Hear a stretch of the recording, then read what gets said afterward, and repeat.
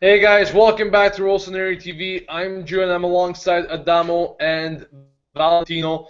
Of course, Milan coming off a nice win for once, their third win of 2015, coming against Cagliari. 3-1 was the scoreline, two goals coming in from Menez, the other one from Mexes. And it's the third win in 2015, coming against a third bottom place team. The three wins for this year actually came against the three bottom teams. So, of course, nothing to be happy about, but a win is a win, I guess. Finally, something to be slightly happy about, but nothing to get excited because, of course, we're going to get a win today, but for the next 2, 3, 4 weeks, we're going to get just a run of bad results. So occasionally we're going to get these random wins, but nothing more. Valentino, I'm going to start with you. What were your impressions on today's match in general? Well, up until like the 25th minute, at first I was thinking, okay, typical Milan game, like all the back passing. Like I know with last week, there was a stat tweeted that Abate was the most successful passer. Meanwhile, they showed the directions of the pass; they were all backwards. Then suddenly they all turned it on in the 25th, around that time of the first goal, and then from that point on, it was like the Milan side that we had seen from the beginning of the year, creating a lot of chances in the opposition's box. Yeah, they gave up some chances, which that was when we conceded the goal. But it's like a little bit more back to that playing style that we had at the beginning of the year, which is nice to see. So I was pretty glad with the game overall. Yeah, do you think Milan, I mean, in the last few minutes there, we saw some real nonsense going on with Pazzini, that open net miss, and Cherchi deciding to shoot instead of passing it himself to Pazzini, where obviously scored from an open net. These kinds of chances, you rarely see them in any professional game. But of course, Cagliari was pushing forward, trying to get another goal. However, they couldn't get it. Therefore, Milan was giving so much space on the counter, they could have done some serious damage. But do you think these chances could really hunt them down in other games? What were you thinking when you saw those misses? Well, first of all, before I even saw that, when I saw Pazzini came on the field, I was like, okay, this game we're not gonna score any more goals whatsoever because Pazzini, I know like he's been asleep every time he comes on the field lately. They get the ball that Cherchi passes it to him. He doesn't finish it. Destro could have put that in no problem, is what I think at least.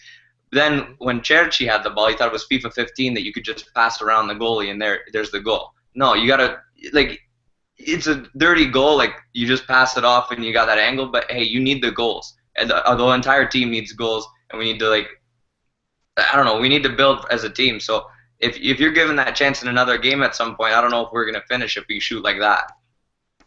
Yeah, Especially yeah, level well team. said, well said, well said. And of course, those are chances you have to finish.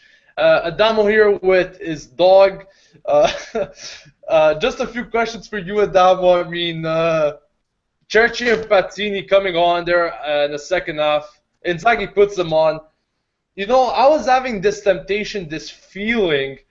Okay, he's got the giggles, but I'm gonna keep going.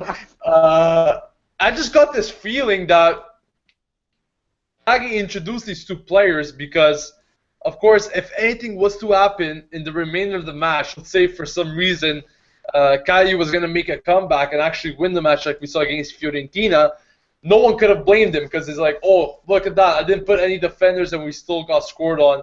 So that was what was going on in my mind. What were you thinking about it? Yeah, the exact same thing that you just said because really really when you think of it now it's all down to really not making mistakes and not giving the fans more reason to hate Inzaghi and doesn't really want to be a subject but overall it's pretty I don't know, like it was good substitutions for Cherchi, especially because we got the penalty that finished off the game. Pazzini, he didn't do too much. He messed up that one chance where we could have been 5-1 up at that point. But it was, at least he actually did the right thing and brought on some attacking-minded players and not sat back the entire time. Yeah, and speaking about that penalty, I really don't think it was a penalty. The foul was outside the box. You could just see it. The way Churchy landed, he landed in the box, but everyone knows it's where the initial foul was made. That's where it counts. So we got lucky on that instance, but, that third goal was what we needed to pretty much clinch this game, and the referee gave it to us. I guess he felt bad that we only had 2 wins this year, so he had to give us something to cheer about. Valentino, just one more question regarding the game, and of course, going back to before the game even started, the whole confrontation there with the Curva Sud, speaking about, of course, how can I say this? Protesting against the team, protesting against the management, just overall not even making an appearance in the San Siro.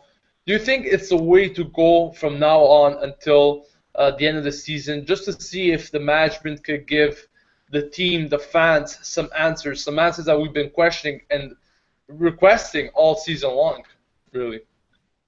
Yeah, I think so. Like, if it seems that's the only way we're gonna get through to them because they've tried hosting the talks. That was like that was what I guess a year ago. They had the talks where they brought some of the heads of the Curva Sud.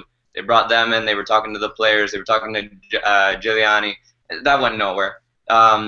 They obviously don't read their fans' like tweets and stuff to them after the games and to like certain heads of the club. So that's the only way they're gonna make an impression. And even like you guys, Rossoneri TV yourselves, we all agreed last time I was on that you're gonna slow down on the videos because like the team just doesn't deserve it at this point because they're just putting on terrible plays. Like this isn't the Milan that we all love. Like this is terrible. Yeah, that's right. And I think it's more of a matter where they're actually lying to us, the management itself, not having that real gap between the fans and the team. That is what the real problem is. They're not being true.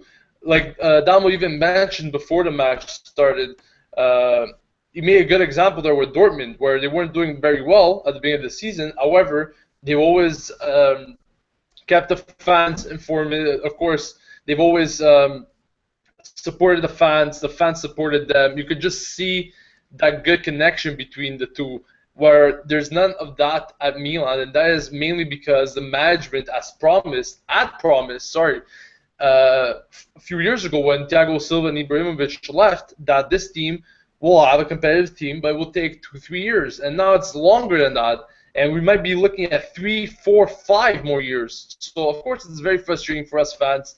And this boycott will keep going until some good changes are made, some real changes are made, and we'll see what happens in the near future. One last question for you guys, Adamo. Who was your man of the match? I got to give it to Menez, only for the fact that he scored an incredible goal and then got the penalty, so he got 2 goals of brace today. Obviously, there were some other bright performances from other players. De Jong was amazing today as well.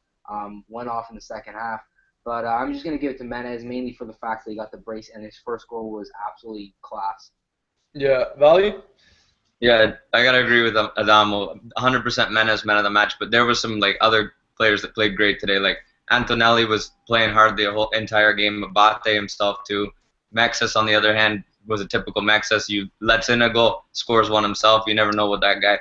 But De Jong also close second for man of the match. Yeah, and of course Menez.